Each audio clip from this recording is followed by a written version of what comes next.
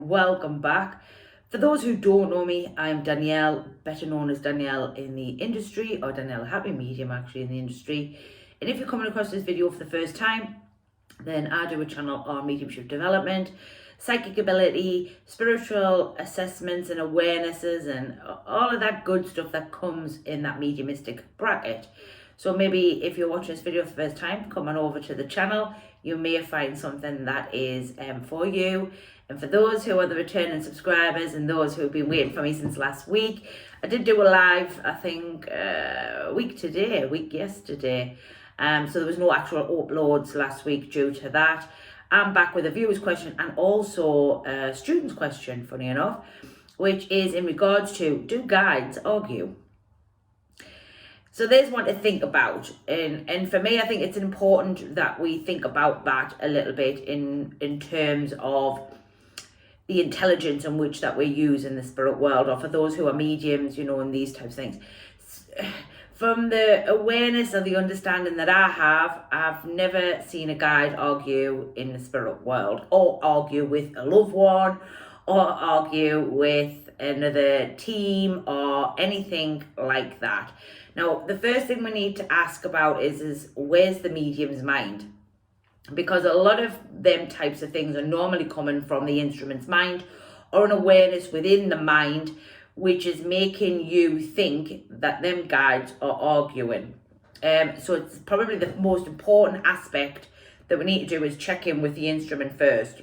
And the first thing you've got to be asking yourself is if you had an argument with somebody recently, because what we are is what is our reality. So therefore, if we're having a bit of a to tussle with somebody, or we're having a little bit of a back and forth, or whatever it may be there, then that's going to be part of your reality, which is then going to be part of your awareness as you shift your mind to the spirit world. As I've said before, you are what pushes you, or pushes your mind to the spirit world. So whatever's sitting in the sort of awareness of you is ultimately what's going to power you over there, and which is also then going to give you a reality of that when you're working in the spiritual world with guides or such like. Now, we could even bleed this down into communications. And what I have noticed over the years of doing communications is that if we're powering the intention of, or we're in a reality of back and forth, a bit of a tussle, as I like to say, you might find a lot of your communications are about arguments, about people who weren't speaking to family members before they passed, maybe about, elements of fallout, bickering, life partners, etc., etc., etc. So what we have to be very aware of here is when we're powering the mind, or when we're shifting the mind over there, what's pushing that over there? Because that will ultimately become part of the reality. And this ultimately will then bleed down into the statement of which I gave before is, and all the time I've been working with the spirit world, I'm yet to see two guides arguing or having a row with a loved one over there or anything like that. Because what we have to understand is that the only time that personality comes to fruition, or when that personality becomes a reality, is when we're talking to the guides, or when we are working with the communicators. So to be standing with your mind in the spirit world watching two guides row is more likely to do with you as the instrument, rather than you standing watching two guides row. More than likely them guides are having a discussion about said whatever, and you've interpreted through what you've powered your mind to the spirit world with and thought they're having an argument, which goes against every bit of the intelligence that's over there. What we have to recognize and understand with guides is that they've done a long journey of understanding what is in the best interest of all parties concerned, not just you, but everybody you interact with, or anything that you do for your development, or anything of such sorts in that capacity. Therefore, them guides are there for the greater good of all aspects. So arguments and sort of them types of things are more human-based ego. They have a bigger awareness of understanding forgiveness, acceptance, seeing every side of the coin, that limitless sort of acceptance and awareness of everybody has different qualities and traits to bring to the table. And this sort of bleeds down a little bit even more into a student's question today about guides. Is it okay to have more than one guide in a team? Answering short that question is yes. You can have as many as you want. There's no question there in that matter. and each guide who comes to the forefront has something to offer to the table. And what you have to understand is the more guides you have, the more personalities you have to understand and be aware of, but also that they all have the greater good of you as the instrument working for them. What may happen is you may also have just that one guide who has everything you need and a bit more. Not one is right, not one is wrong. It is just the way in which that is working for you at that said time. That's not to say further down the line you may not get more guides. Also, another thing with guides is, and something that people ask me an awful lot about, do guides have certain labels, tags? And I have done videos on this in the past. I'm going to pull them up the forefront, add them in the sort of tags, or in the cards at the end, which is the terminology of doorkeepers, joy guides. That's another one I hear.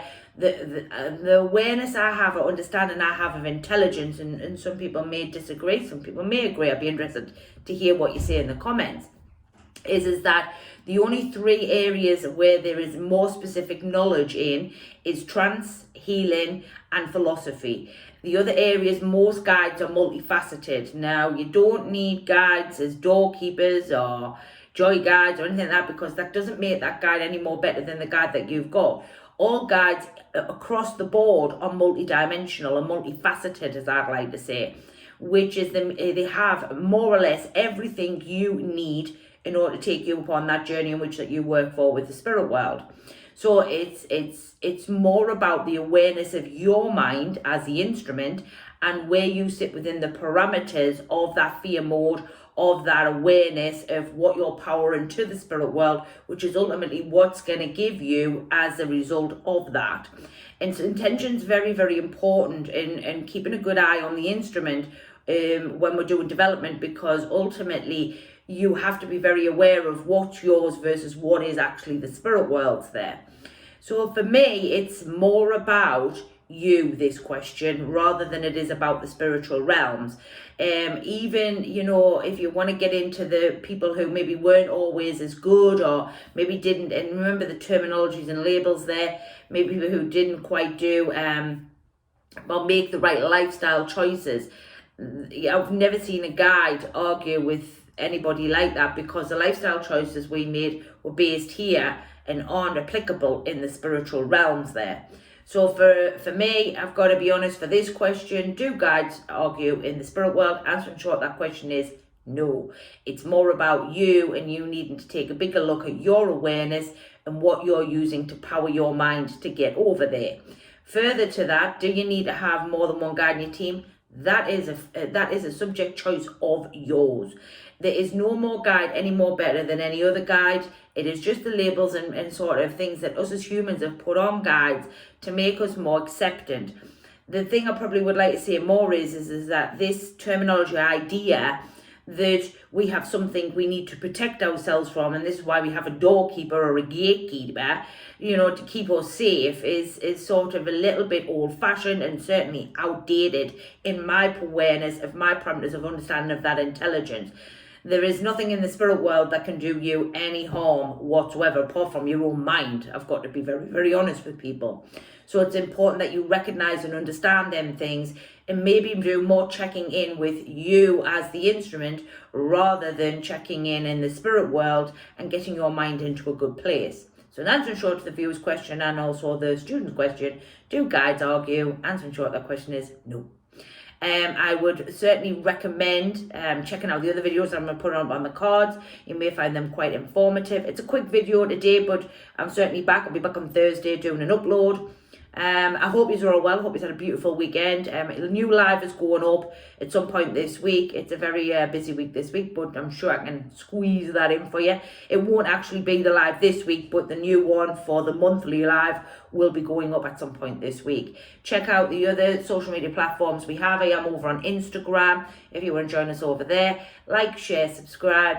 I'll see you all on Thursday. Have a great week so far. Bye for now.